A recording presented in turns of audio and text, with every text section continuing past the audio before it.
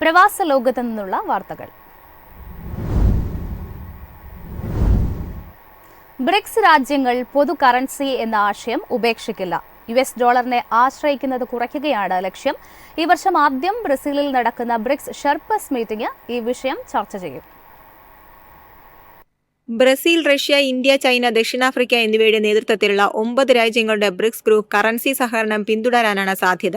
2024 ഒക്ടോബറിൽ കസാനിൽ നടന്ന അവസാന ബ്രിക്സ് ഉച്ചകോടിയിൽ സ്ഥാപക അംഗങ്ങളും പുതിയ അംഗങ്ങളും ക്ഷണിക്കപ്പെട്ട രാജ്യങ്ങളും ഉൾപ്പെടെ നിരവധി പങ്കാളികൾ യുഎസ് ഡോളറിന്റെ ബദലിനെക്കുറിച്ച് ചർച്ച ചെയ്തു.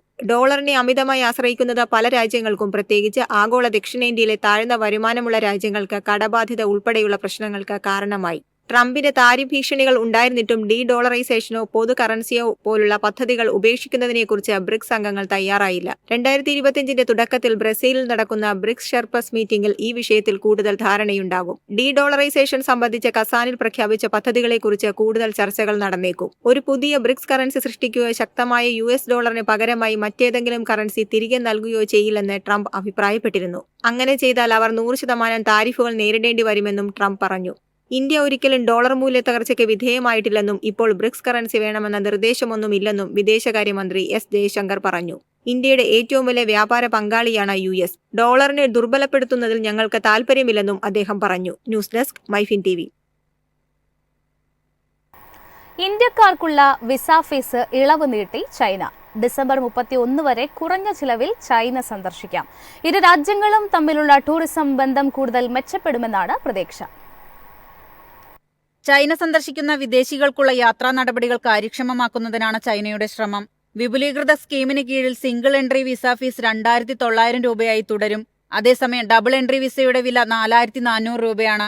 6 മാസത്തെ മൾട്ടിപ്പിൾ എൻട്രി വിസയുടെ നിരക്ക് 5,900 രൂപയാണ്. കൂടാതെ 12 മാസമോ അതിൽ കൂടുതലോ ഉള്ള മൾട്ടിപ്പിൾ എൻട്രി വിസയ്ക്ക് 8,800 രൂപയാണ്. ഗ്രൂപ്പ് വിസകൾക്കും ഔദ്യോഗിക ഗ്രൂപ്പ് വിസകൾക്കും ഓരോ അപേക്ഷകനും 1,800 രൂപ ഈടാക്കും. ഇരു രാജ്യങ്ങളും തമ്മിലുള്ള കൂടുതൽ യാത്രയും ഇടപഴകലും പ്രോത്സാഹിപ്പിക്കുന്നതിന് ലക്ഷ്യമിട്ട് കഴിഞ്ഞ വർഷം അവതരിപ്പിച്ച ചെലവ് കുറയ്ക്കൽ നടപടികളുടെ അടിസ്ഥാനത്തിലാണ് ഈ തീരുമാനം. കഴിഞ്ഞ വർഷം ഓഗസ്റ്റിൽ ഇന്ത്യയിലെ ചൈനീസ് എംബസി ഇന്ത്യൻ അപേക്ഷകർക്ക് കാര്യക്ഷമമായ പ്രക്രിയ സുഗമമാക്കുന്നതിന് വിസ അപേക്ഷകൾക്കായുള്ള അപ്ഡേറ്റ് ചെയ്ത മാർഗനിർദ്ദേശങ്ങൾ പ്രഖ്യാപിച്ചിരുന്നു. News desk MyFin TV. കുവൈറ്റിൽ മൾട്ടിനാഷണൽ കമ്പനികൾക്ക് പുതിയ നികുതി ഏർപ്പെടുത്തിയത് ഇന്നു മുതൽ നിലവിൽ വന്നു. ആഗോള നികുതി ചട്ടങ്ങൾ അനുസരിച്ചാണ് ബഹുരാഷ്ട്ര കമ്പനികൾക്ക് 15% നികുതി ചുമത്തുന്നത്. പ്രധാനമന്ത്രി ഷൈഖ് അഹമ്മദ് അബ്ദുള്ള അൽ ഹമദിന്റെ അധ്യക്ഷതയിൽ ചേർന്ന മന്ത്രിസഭാ യോഗത്തിലാണ് ഇത് സംബന്ധിച്ച തീരുമാനമുണ്ടായത്. ബഹുരാഷ്ട്ര കമ്പനികൾക്ക് 15% നികുതി ചുമത്തുന്നത്. നികുതി വെട്ടിപ്പ് തടയുകയും നികുതി വരുമാനം ഉറപ്പാക്കുകയുമാണ് ലക്ഷ്യം. നികുതി വരുമാനം വൈവിധ്യവൽക്കരിക്കൽ, എണ്ണ വരുമാനത്തെ ആശ്രയിക്കുന്നത് കുറയ്ക്കൽ എന്നിവ വഴി രാജ്യത്തെ സമ്പദ് വ്യവസ്ഥയ്ക്കുണ്ടാകുന്ന ഭാവി വെല്ലുവിളികളെ തരണം ചെയ്യാൻ സാധിക്കും. മൾട്ടിനാഷണൽ എന്റർപ്രൈസസ് നികുതി ദേശീയ വ്യവസ്ഥയും മത്സരക്ഷമയും വർദ്ധിപ്പിക്കുന്നതിന് സഹായിക്കുമെന്ന് ധനകാര്യമന്ത്രിയും സാമ്പത്തികകാര്യ നിക്ഷേപ സഹമന്ത്രിയുമായ നോറ അൽ ഫസ്റ്റം വ്യക്തമാക്കി. News desk MyFin TV.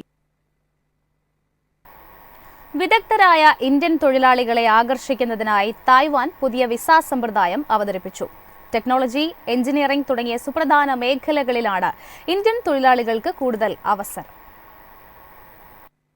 നൈപുണ്യമുള്ള പ്രൊഫഷണലുകളുടെ വർദ്ധിച്ചുവരുന്ന ആവശ്യം പരിഹരിക്കുവാനും സാമ്പത്തിക വികസനത്തിന് പിന്തുണ നൽകുന്നതിന് തൊഴിൽ ശക്തി വർദ്ധിപ്പിക്കാനും തായ്വാൻ ഗവൺമെന്റിന്റെ പുതിയ വിസ സമ്പ്രദായം ലക്ഷ്യമിടുന്നു.